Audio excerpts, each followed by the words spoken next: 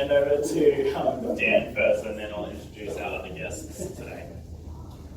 G'day comrades, my name's Dan McCallum. I'm an organiser with the National Union of Workers. I work with Marty and Imogen. I'd just like to start by saying that I've got great admiration for our members out at Chemist Warehouse. Not only did they achieve fairer wages and conditions for their work sites, but they also bolstered the union movement more broadly. I've lived in Brisbane, in and around Brisbane most of my life, but my people, the Gubby Gubby people, are from the Sunshine Coast, Mary Burnett regions, and I'd like to acknowledge the traditional owners of the land on which we meet today, the Yuggera and Turrbal people, and like to pay my respects to elders past and present. Thanks, buddy. Thanks, Dan. So today we have two delegates from Chemist Warehouse who took action earlier in the year and won big. And what we wanted to do today was have a conversation about what it's like to strike in 2019 in Queensland. It's a pretty special opportunity to hear from two people who have just done it and just been through it for 17 days. So I'd like to introduce Leigh and Scotty.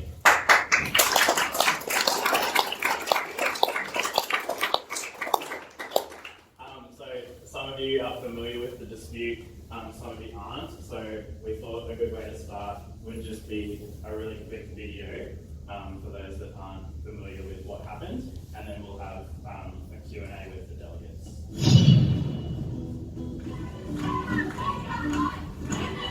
Mr. Bossman comes and meets me down the aisle, hands me all the notes of me that he has on file.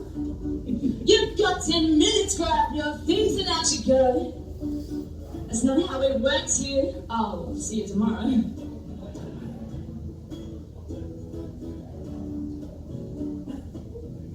Thank you so much for the sausages and bread, but I'd rather be able to pay my gas bill instead. You wouldn't get it, kids, you've never had it tough. A single person mortgage, that's pretty fucking rough. Sing, stand tall, stand proud now, and let it all out loud. And when you start to fall, what do we do? Touch one, touch all.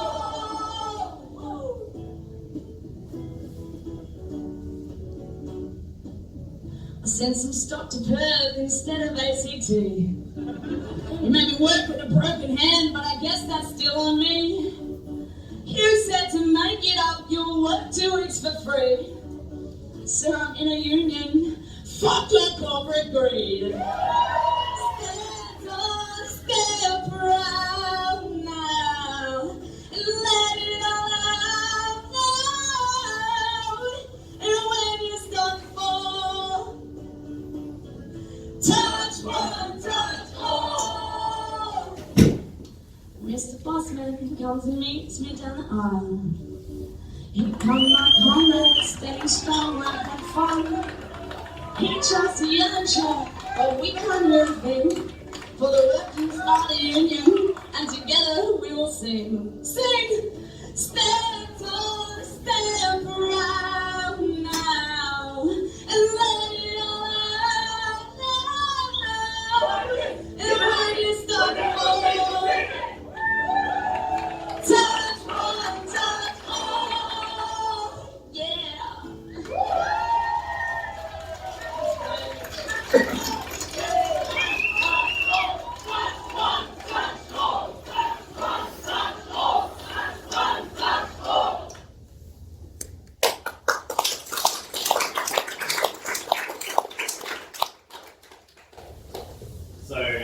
The organiser singing in that photo is Jenna, who ran the strike in Victoria, so she's pretty talented.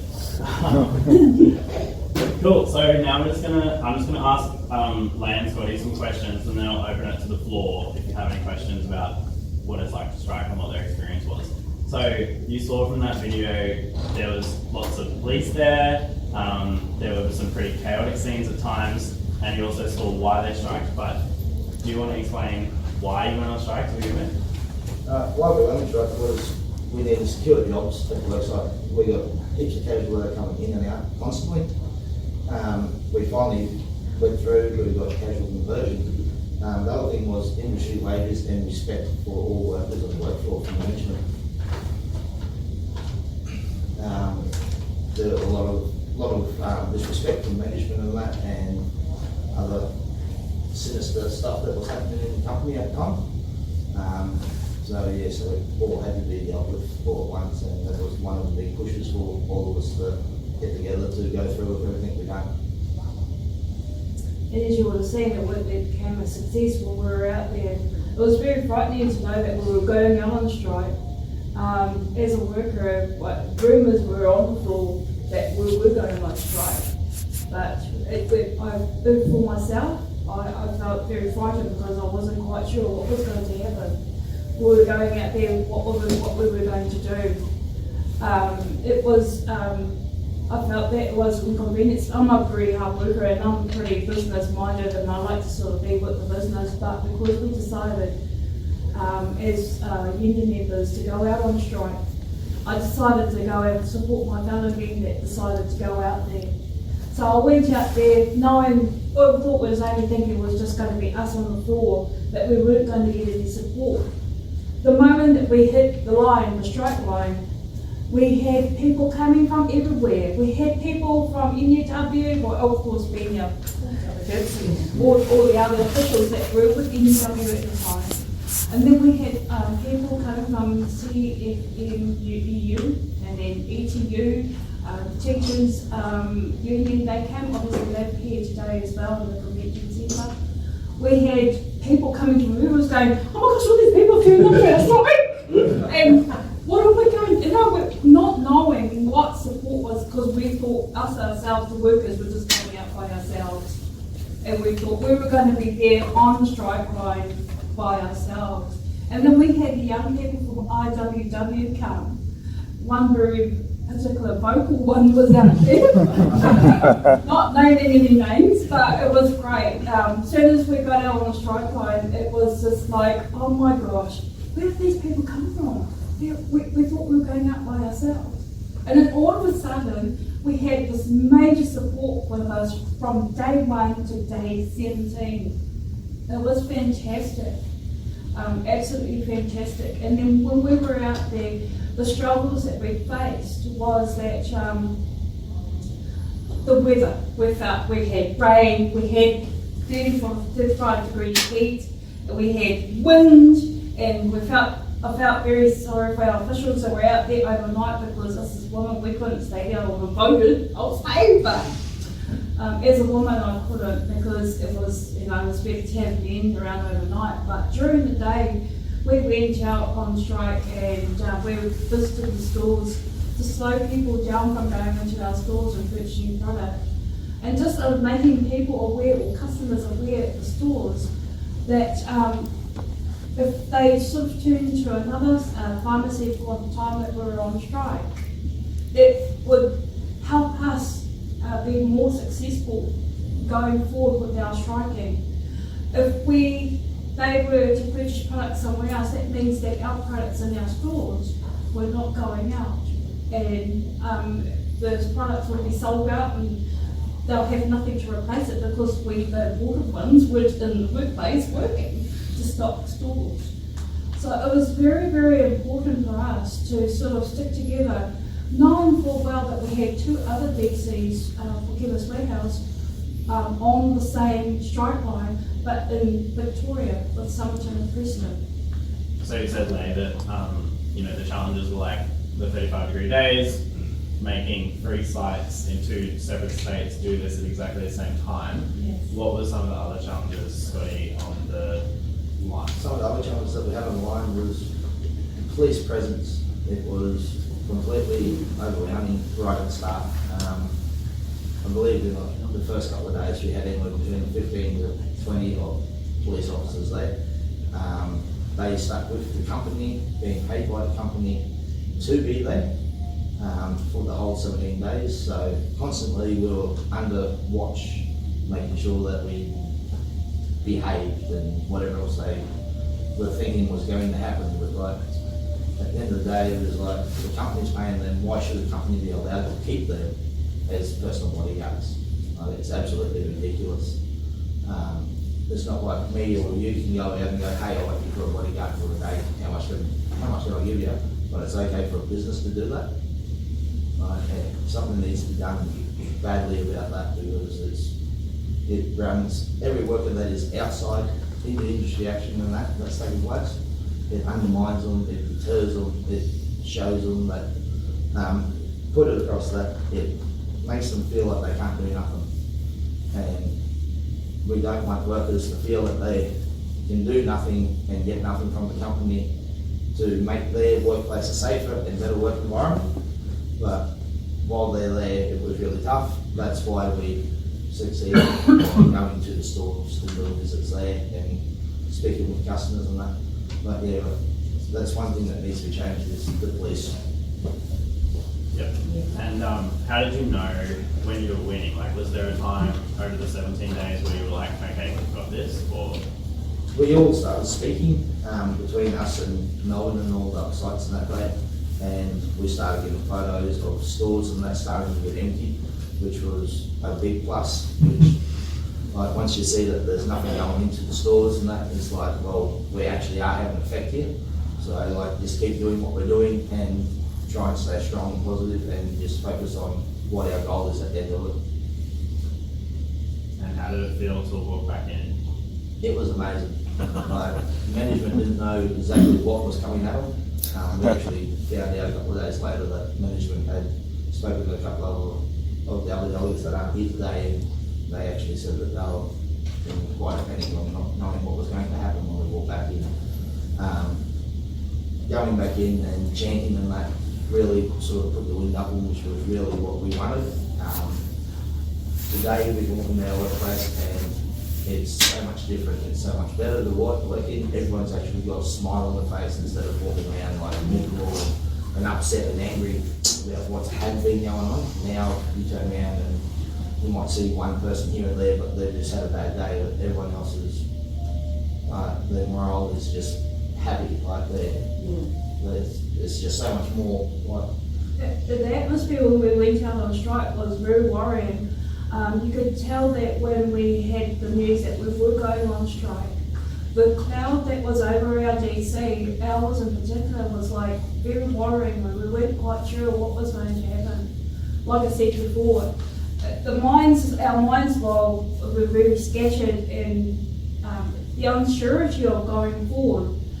But once we got on strike and we knew that we were getting there, we had actually powered through and made progress and won the strike. Going back in was so good, because then we were able to then know that we've done something good for the workers, we've done something good for the workplace and for those who are coming in. We also did something good across the DC. We've had a big stronghold over the 3 DCs, knowing that we've battled the battle of the Goliath of the bigger companies, of the big company that we were facing. So we were able to sort of battle through that, and the atmosphere after that, we were a bit hesitant going into, especially with those who were working inside while we were out on strike. We were wondering if the attitude of them coming in, us going back in, was going to change. It did change over time. It took maybe a month, maybe for all of that to settle down. Once it settled down, then we were all back in together as a team. Today, the atmosphere today is so much lighter. We have a lot of laughter. Everybody works together well as a team, knowing full well that we all fought for what we were fighting for, the increases of wage, where the respect from our management is so much better. And then and us as workers is so much better. We work together so well that we get our jobs done before we even go home. So it is so good. And if you're thinking about or have been or going on, do it, because I tell you what, it gives you so much unity. Because before we went on strike, our unity, our pact together as workers wasn't that great. But as we were onto the strike line, our bonds it'd be amazing. The bond of our grew together as people. We grew together as family. And as family, we look after each other. And we knew that going back in, for those who were on the strike line, we were going to be looking after each other. We'd have each other's back because of what we did. I think that's a pretty good way to sum that up. Thanks, Lake. I just want to open to the floor now. If anyone has any questions about the 17 days, what it was like before, what it was like after. Does anyone have any questions at all? Talia? Yeah, I'll ask one. Just what can we do as unionists to support unionists who are going on strike more? Like how can we support, as a movement, how can we support those who are going on strike more than we are? Good question. The main way I see it is if you can just keep showing the support to all the workers or whoever it is that is taking action, just keep the support there so they know that they've literally got someone there to turn to speak with whatever issues that they have, on what concerns they have about it, and just to keep them focused on that, what the end goal is going, that should be or is going to be or what it can be. That was the main thing that kept all of us in our group together, was everyone had each other's backs. Marty done an absolute brilliant job being there with us and like showed the support, and the whole lot of the union that was there, everyone that come in, they all threw their bit of support to all of us workers, which made it so much easier. So yeah, if we can just keep everyone going with constant support, and whatever they need or whatever they're worried about is the main thing, is what we found in our work group. Was as long as we had support there, everything seemed to go along a little bit better for us every day. It sort of grew and grew every day and right till the end of it. Martin? When you went to the shops, what was reaction from customers generally? Customers' reactions, there was some that just didn't care at all, like, no, we're going here, haven't got time to soft book this. But there was quite a majority of people that actually stopped and listened to what we had to talk about. And once we spoke of what our conditions were and what was actually taking place in our DCs down in Melbourne and that was overwhelming for quite a lot of people, that they just, like some of them turned around and said, we'll never shop here again. Quite a few of them said, yes, no, we support the strike and we definitely won't go here until we hear something has changed. So yeah, so it did work in a big way for us. And it did tell with the shelves, as you would have seen in the video that we've seen before we started, that the shelves were getting empty. One of our big sellers and one of our that we do have is the A2 milk. And obviously we've seen a lot of the Asian milk gone. We get those coming in by pallet loads every week. Yeah. We pick them out and they get sent out to the stores every week. And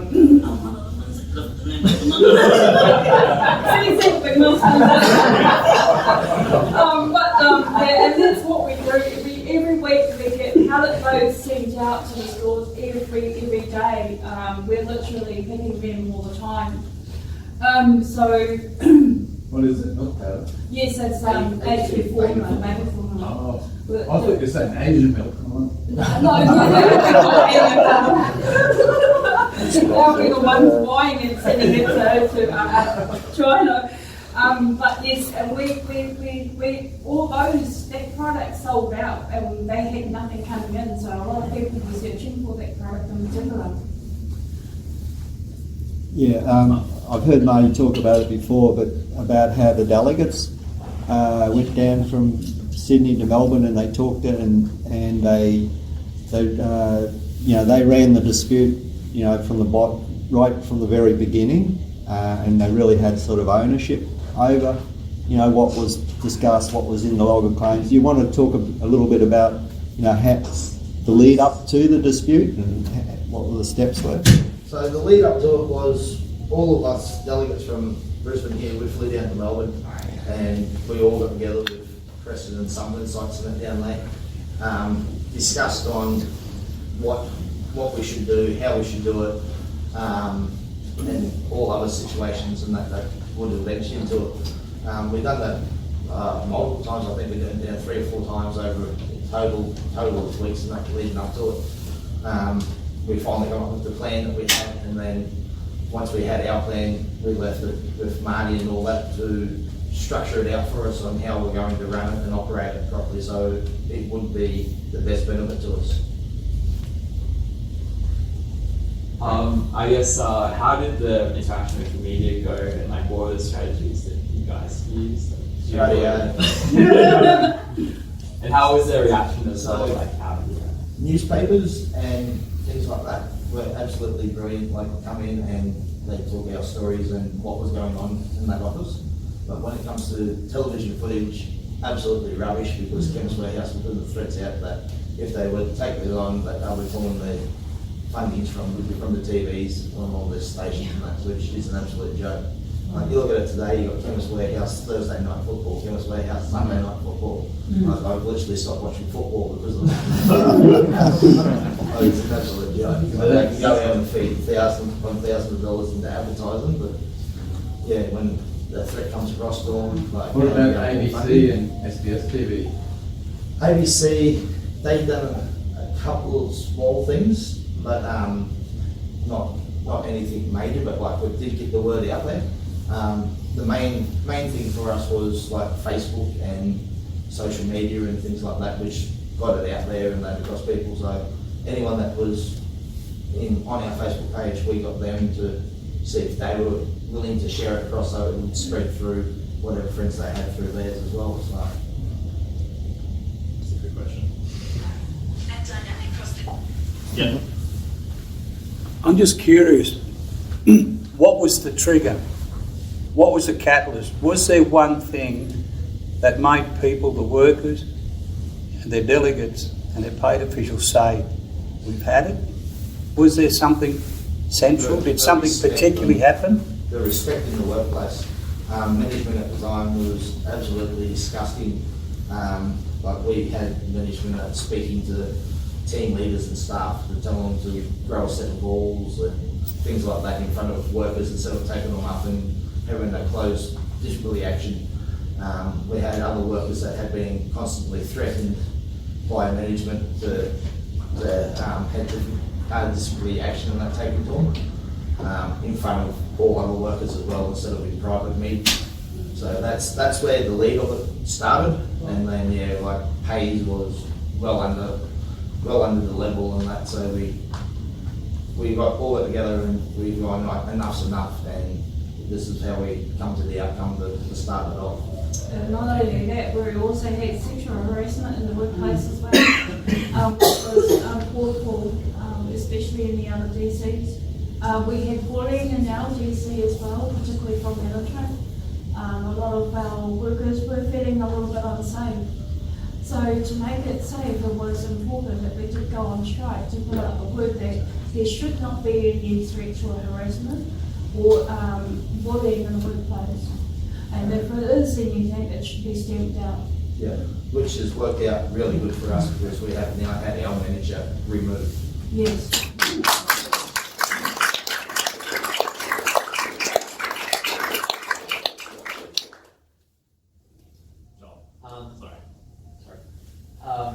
were there many workers who besides the weren't members, and did the strike have an impact on how they felt about the union? We had 3 governments that weren't members, 2 that were new that started over the industry action, and 1 that, for whatever reason, he had for not being a member. Other than that, was mainly casuals that we had on the floor that were too scared to sign because of management. They feared for their jobs or having the hours completely cut back to next to nothing and not be able to live, which at that point in time was actually happening at the workplace. It still does now, but we're getting on top of things now and we're fighting back with them. So it's a bit of a battle, but it's a battle that we're willing to fight because we can see that we're still winning. However, on the day that we went out on strike, we had 4 staff that became permanent. Yes. One of the new permanent staff, actually signed up as a full-timer and then came out to join us on strike one.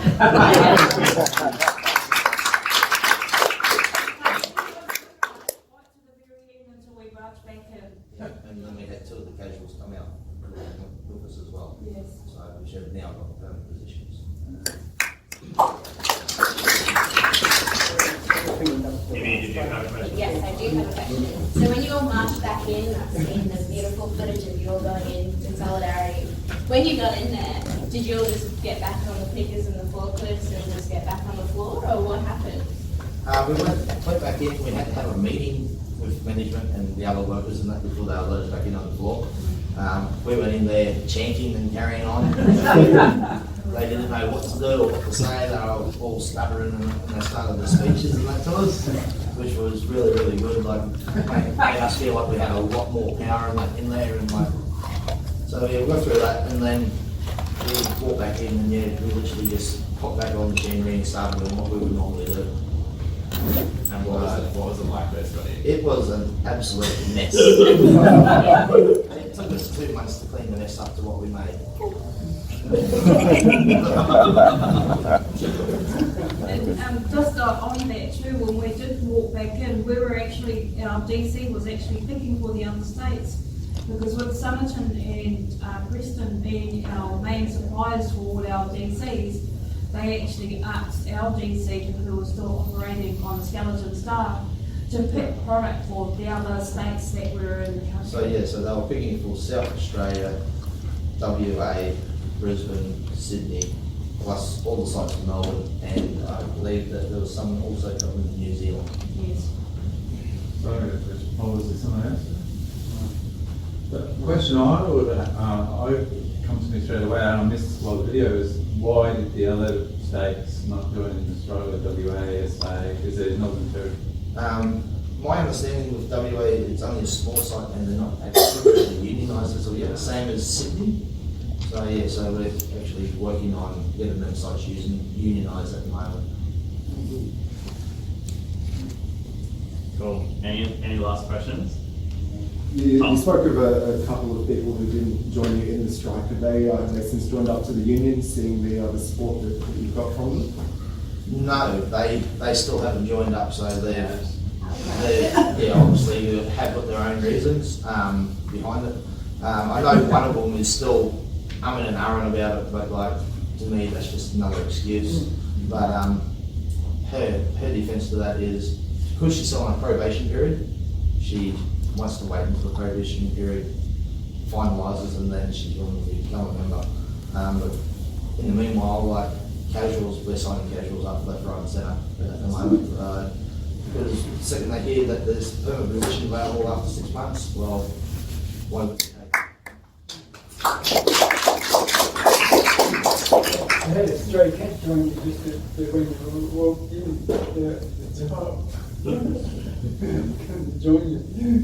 Any last questions? Yes, this is a really so cool questions. But this is a really specific question. But like, was there an enterprise agreement before, or is there going to be one that's going to be negotiated now? Yes, there was. So this was their second. This is your second bargaining ever. So yeah, they've gone from bargaining an agreement, getting an agreement, striking.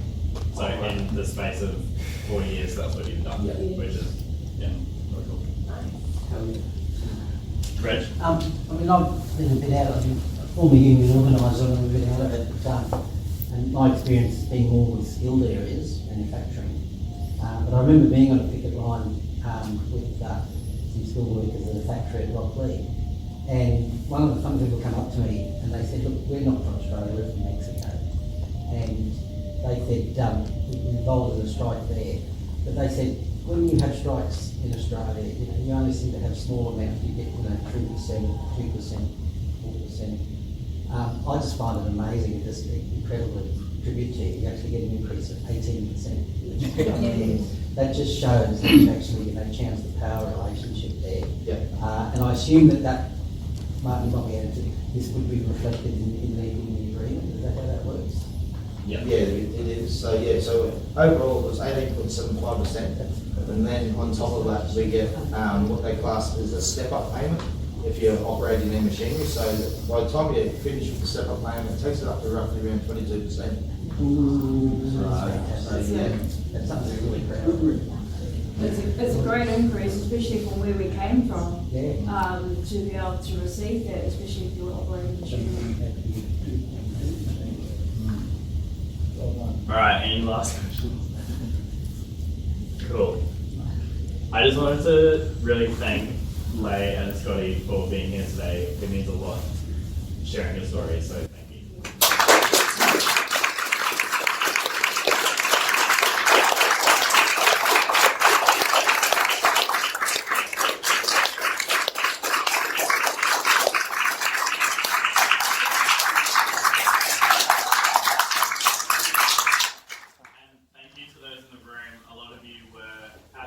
Or have been at events post the strike. Thank you for your solidarity and support.